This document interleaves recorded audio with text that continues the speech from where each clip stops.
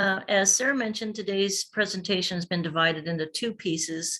This morning's discussion will be about kind of the basics of what are critical areas, why they're important, why we're protecting them, and why we're considering updating the critical area requirements in the current time frame. And then part two this afternoon, I will walk through some examples of the recommendations for land use regulations that are coming out of some recent science, and then talk a little bit about the schedule for the project. So this will be pretty basic for a number of you that that are attending today. So hopefully you won't mind a little bit of review of really a critical areas 101. But the history of the critical area protection in Snohomish County started with our 13 sub-area comprehensive plans, and the policies were quite high level with things like protect water quality from impacts from development, etc. So with these really high level policies and then dispersed over 13 different sub-area comprehensive plans, occasionally the regulations were, well, they weren't regulations, they were just policy, but the requirements that were imposed on development activities may or may not have been consistently applied over the sub-area plans based on the policies. And they were applied via the State Environmental Policy Act. The biologists that work for Snohomish County in our Water Resources Division in the Planning Department got together and compiled their requirements that they had been placing on development permits, and so that the whole group could apply them consistently. And this resulted in what was called the Aquatic Resource Protection Program, which was essentially the county's first comprehensive wetland and stream protection guidelines for development. And the county council adopted that in May of 1990. There was significant pushback from citizens of the county, particularly the Property Rights Alliance and interests aligned with them. And the Aquatic Resource Protection Program was placed on referendum for a vote in November of 1990, and it was repealed. So we didn't have Aquatic Resource Protection Program in place, but right on the heels of that was the Growth Management Act that was adopted in early 1990, but hadn't started with the implementation by that point. But very quickly after the Aquatic Resource Protection Program was repealed by referendum, we were required to designate and protect critical areas under the Growth Management Act. So essentially the repealed requirements were now a new requirement under state law.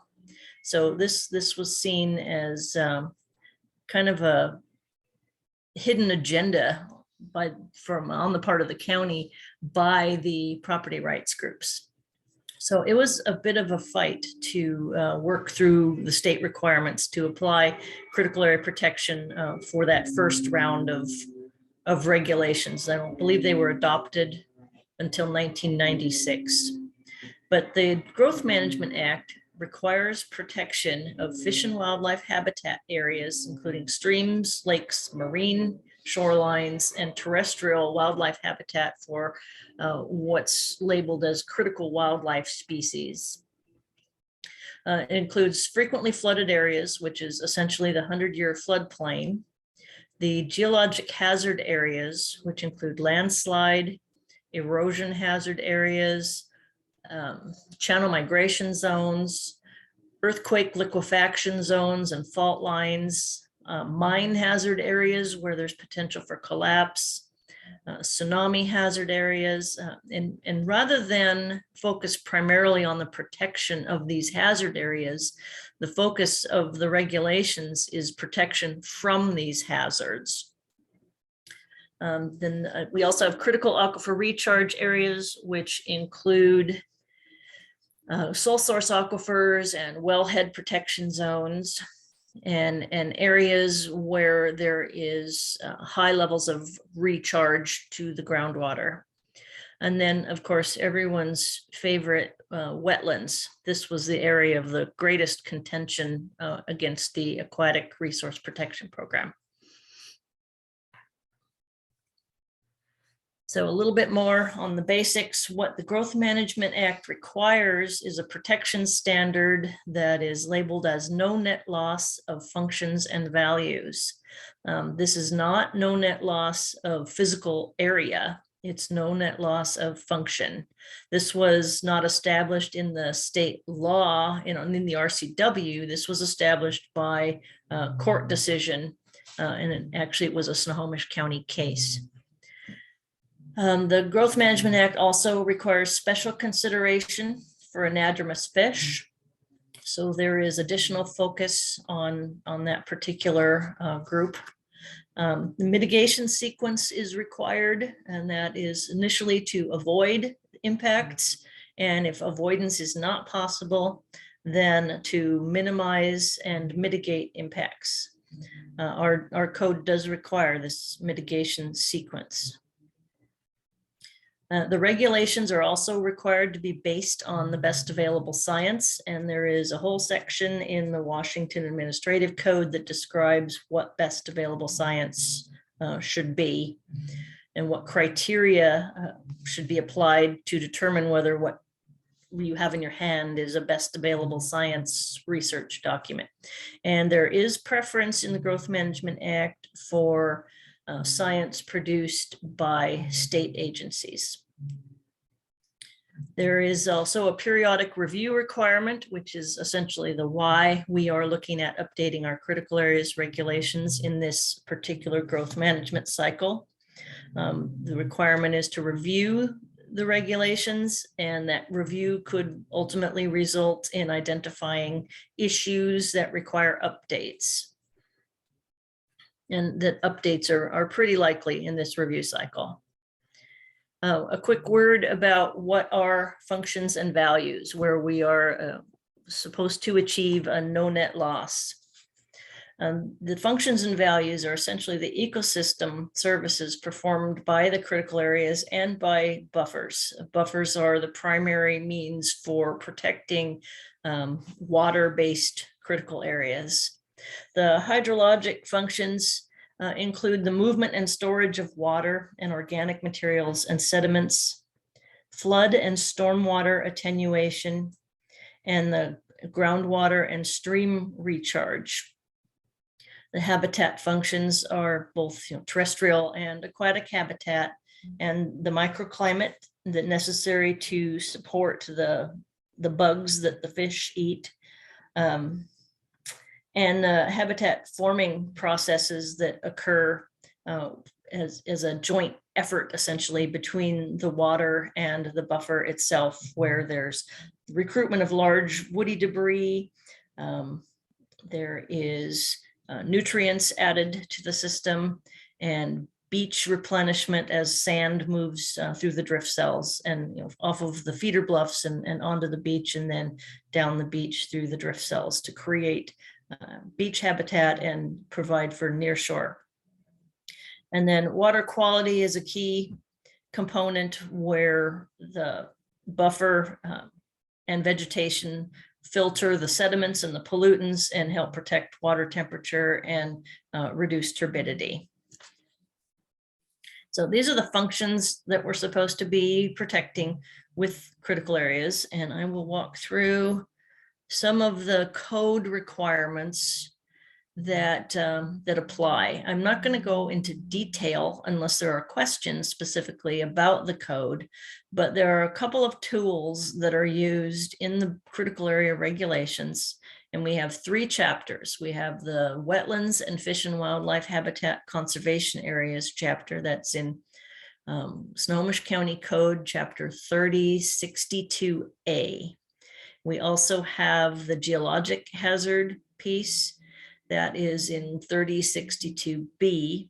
And then we have a critical aquifer recharge area code in 3062C. And then we have our special flood hazard area requirements in chapter 3065. But the tools that we use in those various codes include largely the preservation of riparian, lacustrine, and marine and wetland buffers. The buffer width will vary based on the classification of the critical area, whether it has fish presence, and what the quality indicator of the wetland might be based on Department of Ecology's wetland classification system. There is some flexibility in buffer widths that's allowed in conjunction with enhancement and restoration of ecological functions in areas where full range of function is not present. They can get a benefit for restoring areas. We also allow some buffer averaging so that the buffer lines are more similar to a property boundary, and to allow for some flexibility there in getting the properties that are being developed, largely subdivisions, residential subdivisions, to meet the lot standards. We also use use restrictions. These are largely going to be applied in the flood hazard area and the channel migration zone, and in the aquifer recharge areas. The type of uses may be restricted in those areas based on potential impacts to water quality. We also may restrict the timing of uses or modifications, such as in-stream work for a bridge crossing, essentially, or similar type crossing of a stream, so that the fish are not present when the work is being done, and that the restoration of the stream bed can occur before the fish are expected to arrive again. We have an allowance for best management practices for uses that are considered de minimis in potential for impacts, including things like repair and maintenance of utility corridors and road corridors and homes. And agriculture is included in the best management practices suite of requirements. I'll talk a little bit more about that in a minute.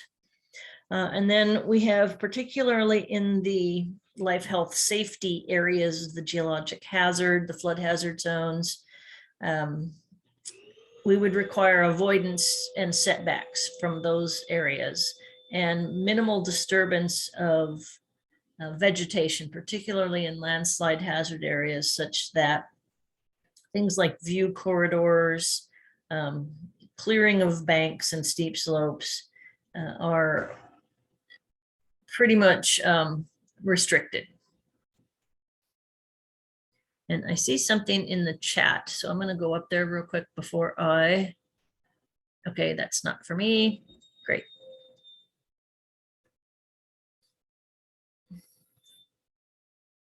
And now my page down isn't working. There we go. Okay, I wanted to give an example of how best available science is applied to create a regulatory standard. This is an example out of Snohomish County's summary of best available science that we produced prior to our most recent major update of the critical area requirements in 2007.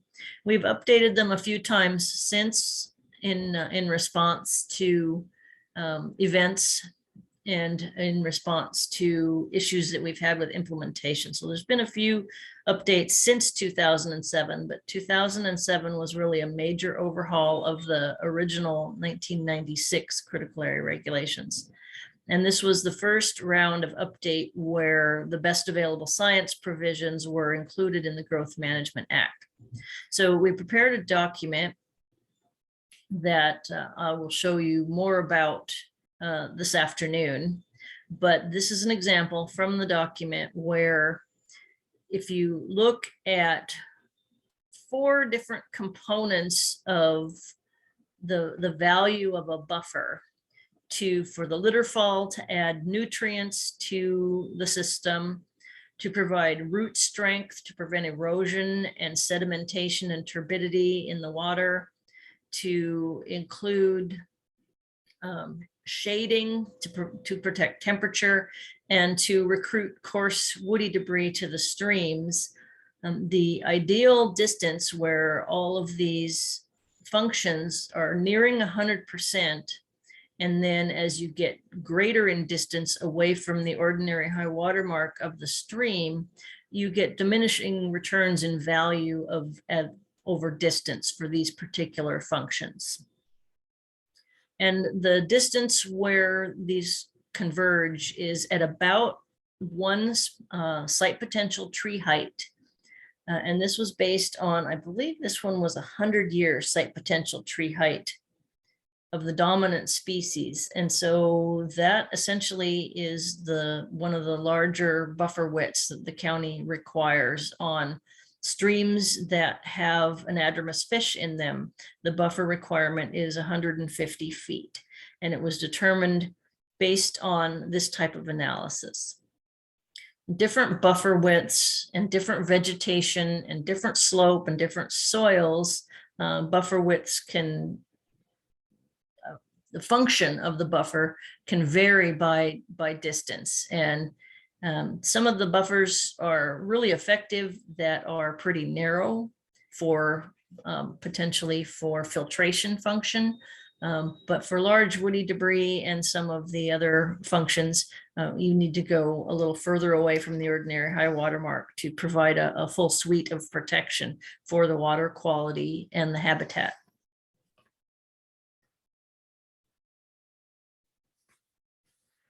And the provisions for meeting the requirements for agricultural activities, as I mentioned, these are focused on best management practices. And the requirements in our code to give flexibility for agricultural operations is to have the farm plan prepared. These are often prepared in conjunction with the conservation district. The requirements are to identify the present ecological functions that need to be protected, select the best management practices from the NRCS Field Office Technical Guide, and then to monitor the effectiveness. Are the BMPs providing the protection of the functions that we're trying to achieve? For an example would be for the issues that would have to be addressed for drainage ditch maintenance. Are there fish present in those drainage ditches, and could they be entrapped in those ditches? So we want to make sure there's still connection for them to get back to the main stems. Sediment transport downstream, water temperature, water quality, and dredge materials placed in the floodplain. Sometimes that's a de minimis effort, and other times there can be quite a lot of fill being added to the floodplain based on dredging. So these are all issues that need to be addressed in farm plan management.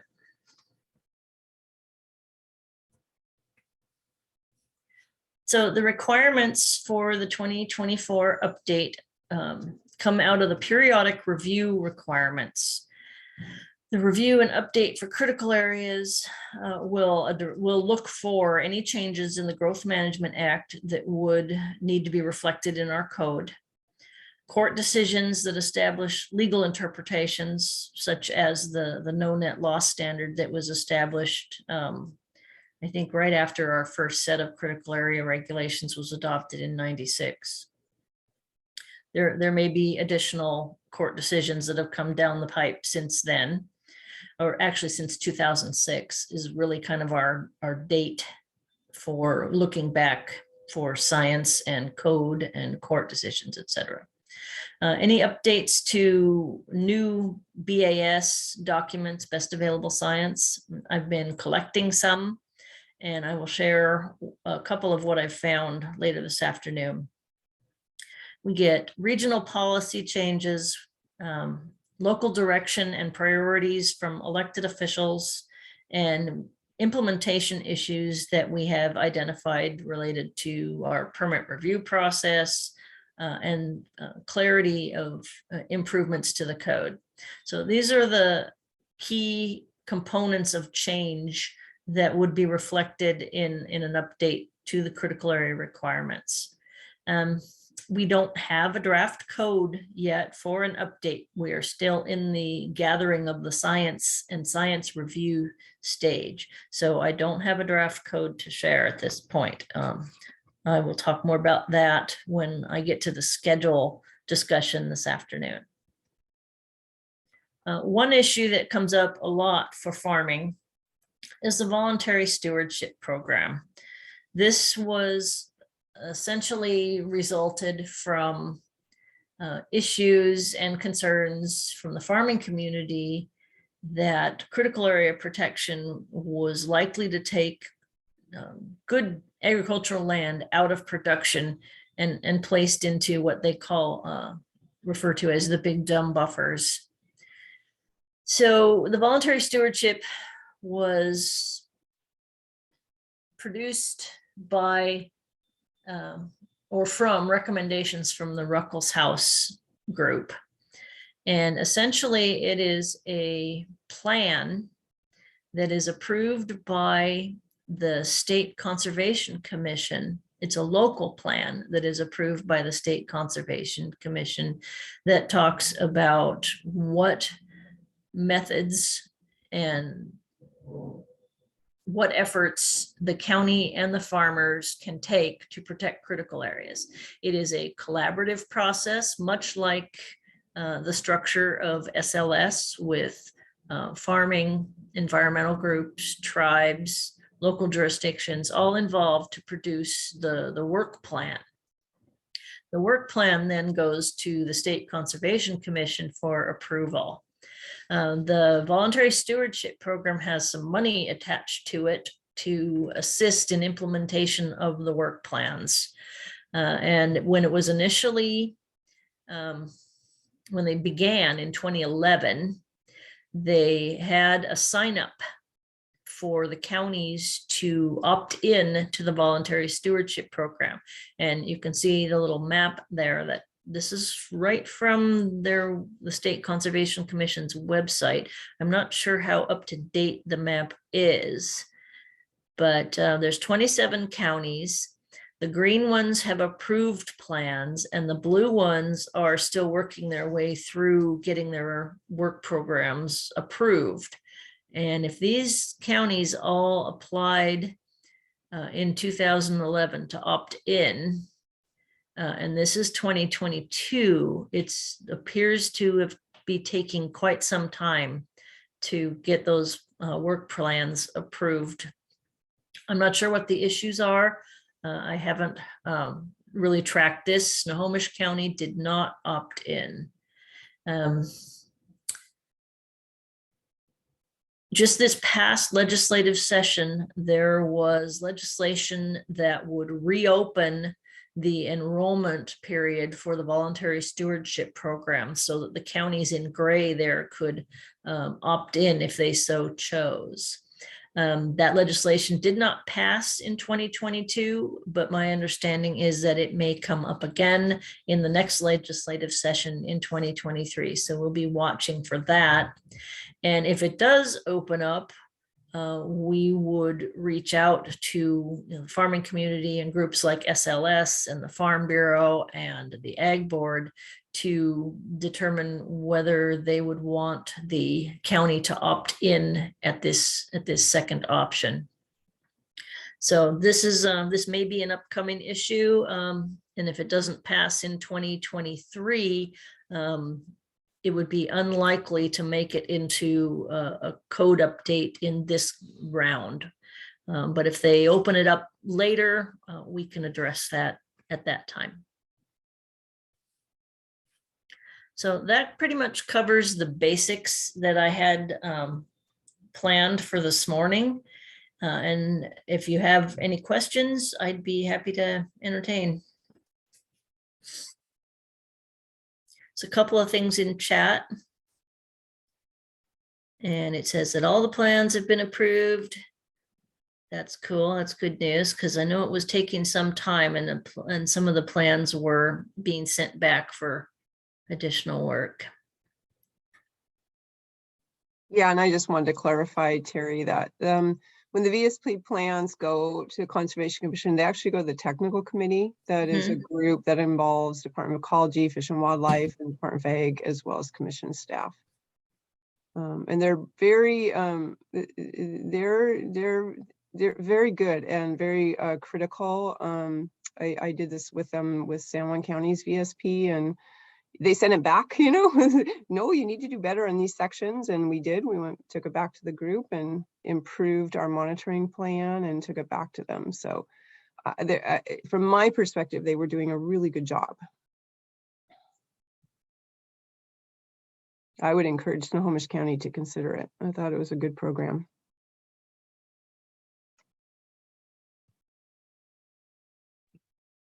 Thanks, Linda.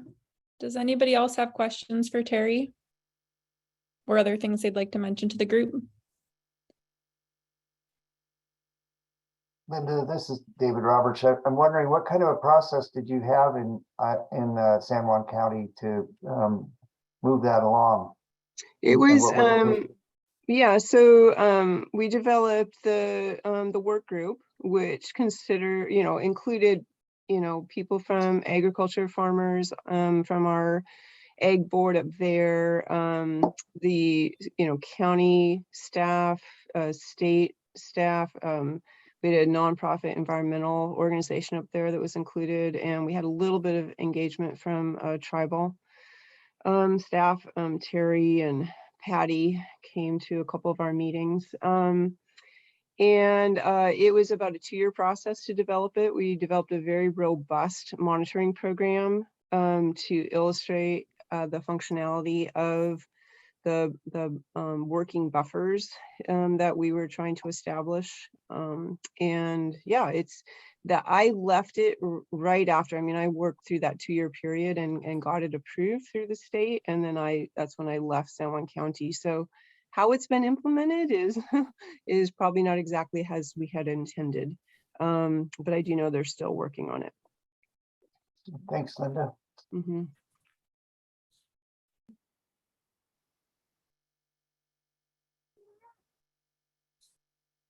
And Marty asked in the chat, has anyone compared progress, such as improved water quality in counties with and without VSP? I think that's an excellent question, Marty. And that's part of what I've been advocating for is if we're going to be doing robust monitoring with VSP, could we also do it with critical area ordinance and do a comparison? I think that would be very informative.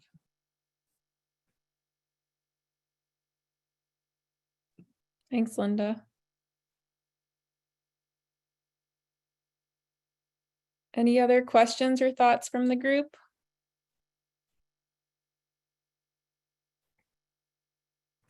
Looks like Terry's got a few more slides here we can move to. I do, but those were for this afternoon. Oh, okay. Great. Well, we have recorded the presentation this morning, and I will work with Kari to get that posted on farmfishflood.org soon, so you can watch it again or share it with others who might be interested. And then for whoever is available, we will reconvene on Zoom this afternoon at 1:30. And Daryl, I see you have your hand up, so go for it, and then we'll close out. Yeah, I just thought I'd respond to one question that came up. The monitoring under VSP has only been taking place for about 2 years, so it's unlikely that the beneficial effects have really shown much yet. And I'm not sure that the equivalent of monitoring is being done in the non-VSP counties, so I'm not sure how well we can really compare the two at this time until we start providing monitoring funds for the non-VSP counties to do the same type of monitoring.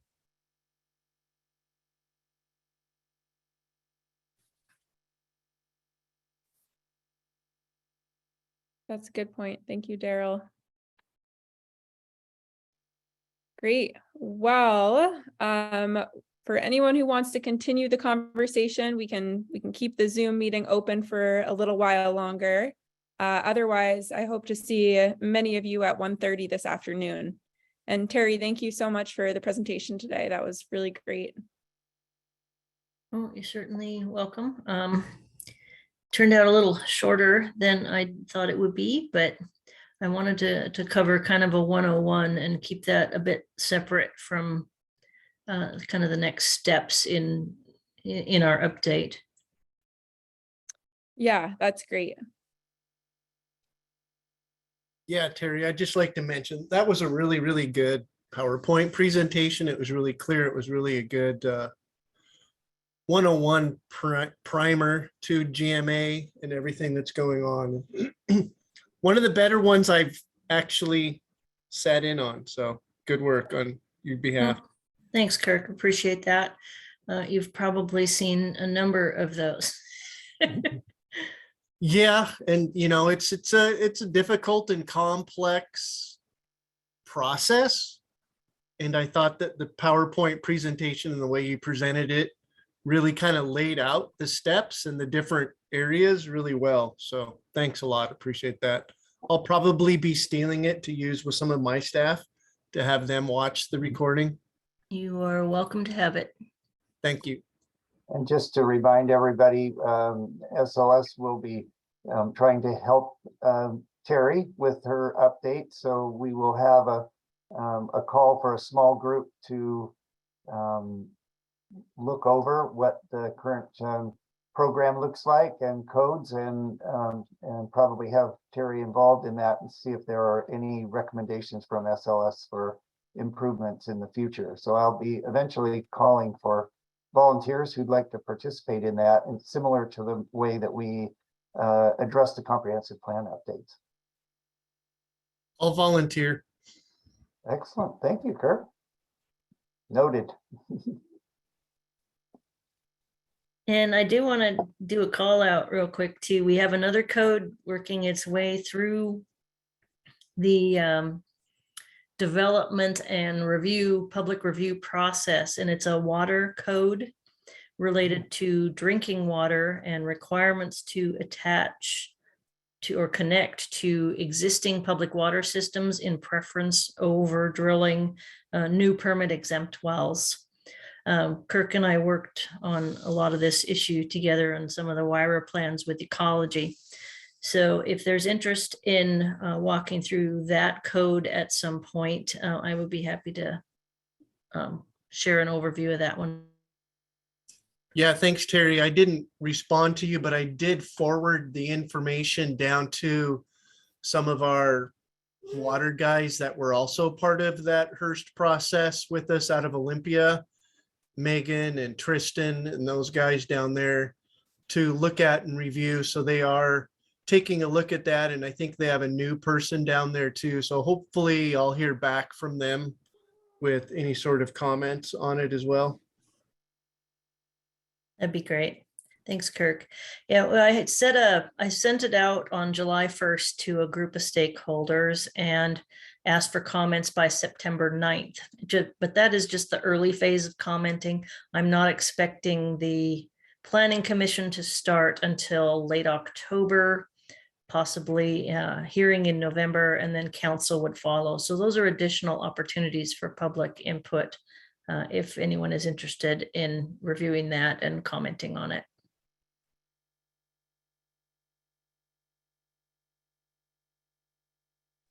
Terry, if you sent me or Sarah announcement for that, we can run that back out to the SLS partners.